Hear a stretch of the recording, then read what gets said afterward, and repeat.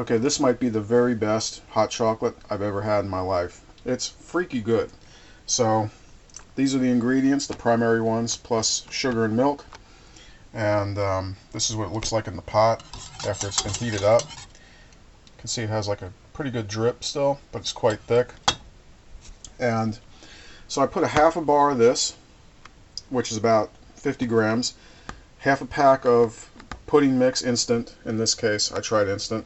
So that's about 75 milliliters of pudding mix, 2 cups of milk, 1 tablespoon of baking cocoa, and I think 2 tablespoons of white sugar.